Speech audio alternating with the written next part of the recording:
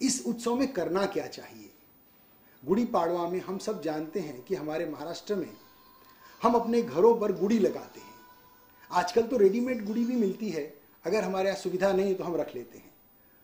मतलब क्या है इसका? बड़ा सुंदर संकेत हमारे ग्रंथों ने दिया है। जब हम किसी भी घर पर गुड़ी लगाते हैं तो उसका मतलब यह होता है कि हम उस घर पर ध्वजा लगा रहे हैं। हमारे ग्रंथ कहते हैं प्रति गृहम ध्वजारोपणम, हर घर पर ध्वजा लगाई जाए नए साल के आरंभ के दिन। ध्वजा का मतलब होता है सम्मान, विजय।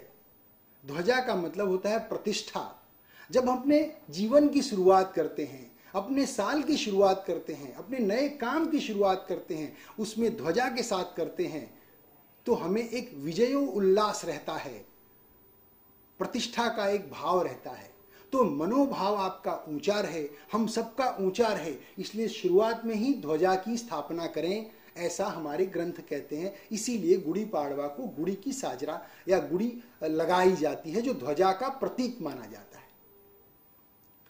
इसी दिन हमें यह संकल्प करना होता है, व्रत करना होता है, उपवास करना होता है, ऐसी भी मान्यता है। उपवास का मतलब क्या है? उपवास जैसे हम कहते हैं उप मुख्यमंत्री, उप प्रधानमंत्री। उप का मतलब नजदीक, वास मतलब रहना। समीपे यो वासे आत्मनो परमात्मनः उपवासः सविज्ञेयो न कि कायस्य शोषणम।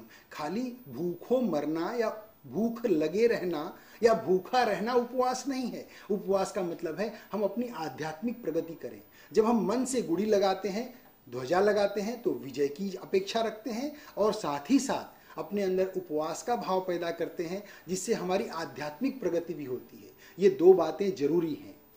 उसके बाद जो तीसरी महत्वपूर्ण बात होती है, हमारे ग्रंथ ये कहते हैं कि गुड़ी पाड़वा के दिन पंचांग श्रवण करो। इसी दिन ज्योतिषी अपना नया पंचांग शुरू करते हैं और ग्रंथ कहता है पंचांग श्रवण करना चाहिए सभी को। चौथी बात कहते हैं तैलभ्यंग करो, स्नान करो। और पांचवी बात कहते हैं नीम की पत्तियां मिश्री और मिर्च के साथ, काली मिर्च के साथ जरूर खाएं। 6-7 कोमल नीम की पत्तियां जो कि कड़वी होती हैं। क्रम से अगर हम देखेंगे तो हमें समझ में आएगा कि इन सबका एक अलग विशेष प्रयोग है, इन सबका एक तात्पर्य है। जब हम बात करते हैं पंचांग श्रवण की, पंचांग मतलब समय को जानना।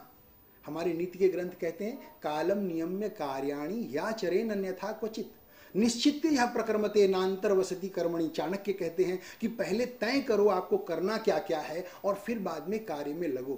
पंचांग श्रवण मतलब समय को जानो और योजना बनाओ। हमने गुड़ी लगाई, उत्साहित हुए, उपवास किया, आध्यात्मिक प्रगति हुई। तीसरे स्तर पर हमें अपने समय को समझना है, समय के हिसाब से अपनी पूरी प्लानिंग करनी है। इसीलिए पंचांग श्रवण, क्या समय अच्छा है क्या बुरा है, ये आपको और मुझे तय करना है पंचांग को देखते हुए, और उसकी योजना बनानी है। सिर्फ उत्साहित रहने से सफलता नहीं मिलेगी, योजना बनानी पड़ेगी। तीसरी बात, इन सभी चीजों के लिए चौथी बात, आपका स्वास्थ्य भी जरूरी है। इसलिए अभ्यंग स्नान कहा गया है। तेल मालिश करो, अपने शरीर को पुष्ट रखो बाहर से।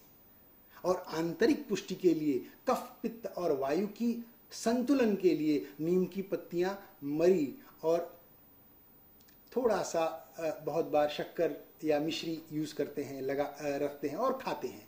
ऐसा करने से आपकी आंतरिक स्थिति अच्छी होगी, आपका शरीर अंदर से निरोग होगा और बाहर से निरोग होगा। इन पांचों चीजों को इस गुड़ी पाड़वा के सुंदर पर्व पर आप सभी करें। स्वस्थ रहें, समृद्ध रहें, प्रतिष्ठित रहें, ये हमारी शुभकामनाएं हैं अब सभी दर्शकों के लिए।